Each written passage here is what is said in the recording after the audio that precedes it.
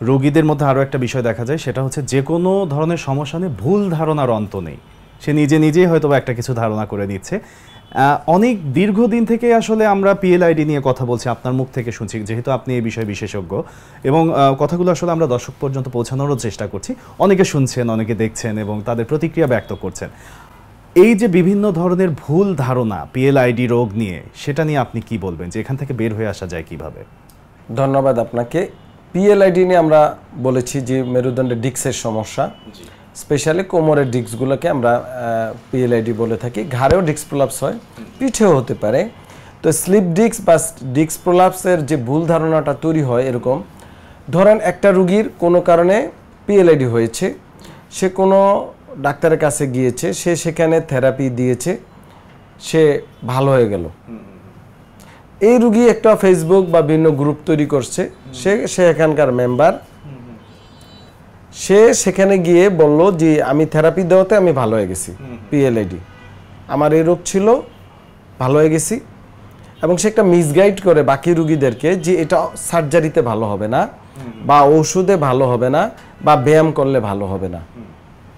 মানে প্রবলেমটা হচ্ছে রুগীর হয়তো একটা রুগী ছিল পিএলআইডি, কিন্তু একটা রুগী যখন একজন রোগ নিয়ে ডাক্তারের কাছে, চিকিৎসকের কাছে যায়, তার কিন্তু ডিফারেন্সিয়াল ডায়াগনোসিস থাকতে পারে। মানে একসাথে কোমর ব্যথার আরও কারণ থাকতে পারে। ধরন হতে পারে তার ডিক্সাইটিস হতে পারে, তার স্পন্ডাইলোসিস থাকতে পারে, তার স্লিপ ডিস্ক থাকতে পারে, তার অ্যানাদার আর্থ্রাইটিস ডিজিজও ছিল। সো এই রুগীর এই মেসেজের কারণে অন্য রোগ আছে যার কারণে তার কোমর ব্যথা হচ্ছে, সেই রুগী গিয়েও বিভিন্ন জায়গায় থেরাপি দিতেছে। রুগী মনে করে যে আমারও মনে হয় একই সমস্যাটা। তো এই যে একটা ভুল ধারণা মানুষের এই পিএলআইডি নিয়ে প্রায় আমরা দেখি, এবং যে অনেকের কনসেপ্ট তৈরি করছে যে সার্জারি করলে মনে হয় জীবন শেষ, অনেকে কনসেপ্ট তৈরি করছে যে ফিজিওথেরাপি দিলে মনে হয় আজীবনই দিতে হবে। হ্যাঁ, এবং রুগী একজন আরেকজনকে সেভাবে বায়াসড করে। আসলে প্রত্যেকটা মানুষ আলাদা, প্রত্যেকটা মানুষের রোগ আলাদা, প্রত্যেকটা মানুষের চিকিৎসা পদ্ধতি আলাদা। আপনার ব্যথা হলেই যে আপনার পিএলআইডি নো, এনাদার কোনো কারণে হতে পারে।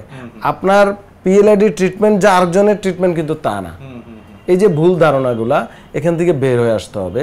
এবং বিভিন্ন গ্রুপের মাধ্যমে মানুষ কিন্তু মানে প্রতারিত হয়। আমি মনে করি নিজের চিকিৎসার জন্য অবশ্যই ওনাকে একজন চিকিৎসকের শরণাপন্ন হতে হবে, এবং সরাসরি চিকিৎসকের তত্ত্বাবধানে। কাউন্সিলিংটা কার সাথে হবে বলেন? চিকিৎসকের সাথে। সে তার রোগ বুঝে নিবে, কেন হয়েছে সে জেনে নিবে, এবং সে প্রপার একটা ট্রিটমেন্ট পাবে। এবং চিকিৎসক যদি মনে করে তাকে থেরাপি দিলে ভালো হবে, সে থেরাপি দিবে। যদি মনে করেন আপনি ব্যায়াম করলে, ওষুধ খেলে ভালো হবেন, ওষুধের ব্যবস্থা করবে। যদি মনে করেন না সার্জারি প্রয়োজন হয়, সে সার্জারি ব্যবস্থা করবে, বা অন্য তার কলিগের কাছে সে পাঠিয়ে দিবে। তো এই জিনিসটা আমাদের যে একটা ভুল মেসেজ আসতেছে, অনেক সময় দেখা যায় যে সমস্যা হয়েছে আর্থ্রাইটিস, সে ভাইবা নিছে পিএলআইডি, সে পিএলআইডির ব্যায়াম করতেছে ইউটিউব ফেসবুক দেখে দেখে, মানে ডায়াগনোসিস না হয়। অনেক সময় হয়েছে তার অ্যানাদার কোনো প্রবলেম, দেখা যায় যে পেটের পীড়া থেকেও কোমর ব্যথা হতে পারে, মহিলাদের গাইনোকোলজিক্যাল প্রবলেম থেকেও কিন্তু কোমর ব্যথা হতে পারে। সে গিয়ে পিএলআইডির ব্যায়াম করতেছে ইচ্ছা মতো, বা বিভিন্ন থেরাপি দিচ্ছে, রোগী ভালো হবে কোথায় থেকে? রোগ নির্ণয়িত হয় নাই। আপনি যে বলছিলেন যে বিভিন্ন রোগীদের আসলে বিভিন্ন রকমের কন্ডিশন হয়, তার শারীরিক কন্ডিশন বা তার রোগের অবস্থান, এবং একই সাথে কিন্তু স্যার সাইকোলজিক্যাল অবস্থাটাও বিভিন্ন হয়। একজন শিক্ষিত সচেতন মানুষকে আপনি যতটা না বিভ্রান্ত করতে পারবেন, দেখা যাচ্ছে যে মফস্বল লেভেলের কোনো মানুষ, তাকে তার পাশের বাড়ির একজন এসে বলছে তুমি এই ওষুধ খাও, এই সমস্যা আমার ছিল, আমি ভালো হয়ে গেছি, তুমিও ভালো হবে। তারপরে দেখা যাচ্ছে যে সে ওইটাই খাওয়া শুরু করছে, এবং মানসিক জায়গা থেকে সে বোধ করছে যে তার সমস্যা একটু একটু করে আরাম পাচ্ছে। এই যে মানসিক এই জায়গাটা, এইটার জন্য আসলে কি ধরনের সচেতনতা দরকার? আসলে জ্ঞান মহান রবের পক্ষ থেকে আসে আমাদের। তো আমাদের সবার লেভেল থেকে সচেতনতা ডেভেলপ করতে হবে। আপনি যেটা বলছেন, হ্যাঁ, এটা একটু যারা অশিক্ষিত, মানে জ্ঞান বুদ্ধি কম, তারাই এটা আসলে বায়াসড হয়। একজন শিক্ষা মানে যে আপনার ডিগ্রি থাকতে হবে, ইট ইজ নট নেসেসারি।